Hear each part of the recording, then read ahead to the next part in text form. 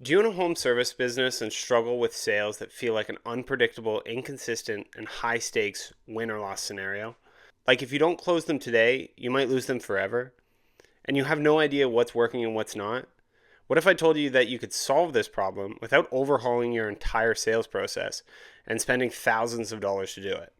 That with one shift in thinking, you can lower the stakes and create a predictable, consistent, and efficient way to close more deals, lose less money, and lose less sleep.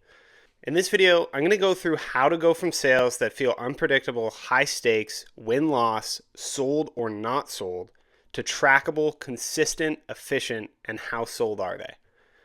So how do we do this? How do we go from unreliable, unorganized, high stakes, are they sold or not sold, to predictable, consistent, trackable, how sold are they? And I'll go over in more detail what those mean by are they sold or not sold versus how sold are they. But before we can do that, we got to talk about what the big problem is. So the problem is one big step. It's something that I approached my sales process with when I was first starting out almost 10 years ago, before I was able to work on multi-million dollar pipelines and sell millions of dollars worth of goods and services.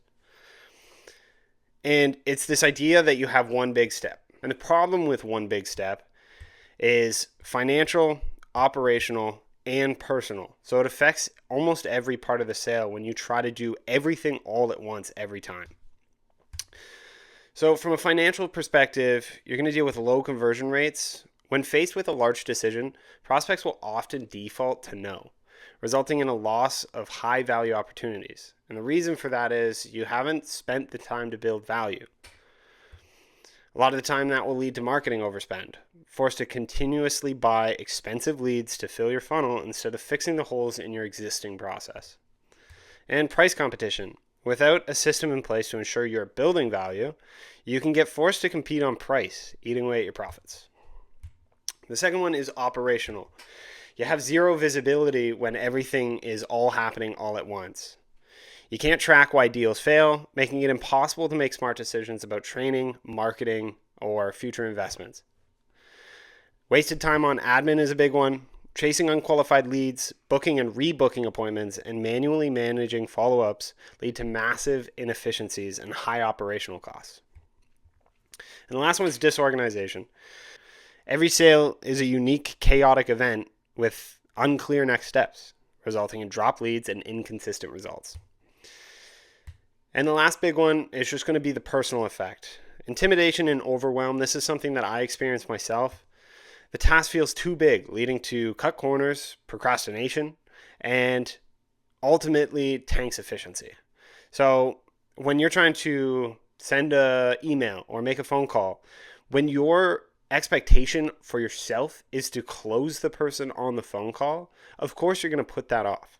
And it's what I did for a very long time. Owner stress, the constant nagging worry that your sales process is unstable or unreliable, leads to burnout and reduced personal time. When you're running an operation, if you don't know everything, the vagueness is going to be the things that keep you up at night. I speak from experience. Inconsistent effort, this can go for yourself or for the people working for you. Without clear stages, every team member does their own thing, leading to an unreliable customer experience, and eventually that damages your brand. So a winning sales process has clear steps that need to be done each and every time to ensure consistency and maximize results. So this creates a direct correlation from money in to money out. This is the dream scenario here. So how do we do this? The answer, stages. So what is a stage? It's the specific steps a potential customer goes through from initial contact to becoming a paying customer. And more specifically, it's defining, labeling, and following those specific steps. So instead of are they sold or not sold, every customer exists as either a 0 or a 1, we go to how sold are they? Where in the process do they lie? And how close to being a sold customer are they? We want to replace this big leap with a ladder. I don't know if you've ever heard of the term, how do you eat an elephant? The answer is one bite at a time. And when decisions equal thousands and thousands of dollars, it's very realistic that it would seem like an elephant in front of the customer. So we want to make sure that we're helping the customer take bite-sized chunks of that elephant before they make an ultimate decision. In this case, a bite is a micro commitment.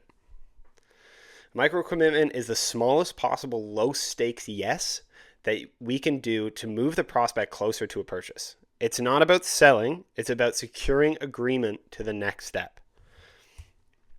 We want to remove disorganization. So, what are our steps? What is the goal for each step? What commitment are we looking for? And this will eventually eliminate overwhelm. This is something that's going to be very weird for most of you. It was weird for myself, but you are not allowed to think about the final sale until a prospect agrees to the closing stage.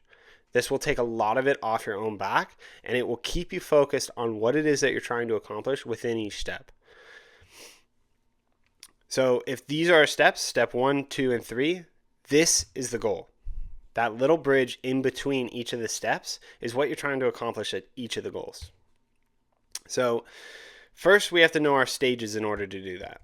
And I created a long staircase. And then after that, we want to know what your goals for each of the stages are. At each stage, what are we trying to accomplish? And how are we moving them to the next step? So I did a quick breakdown. You can pause it here if you'd like, but this will go over a rough idea of what your goal is and what the next step is for each one of the stages in the pipeline. So for intro, we would have respond as quick as possible and make a great first impression as our goal. But our next step is ask them the necessary qualifying questions, because after our intro, qualifying the customer is going to be the next step. And you can see in booking, quoting, review, and referrals, you'll have different goals for each of those, and you'll have different next steps that you're trying to get the customer to. So to summarize, our main objective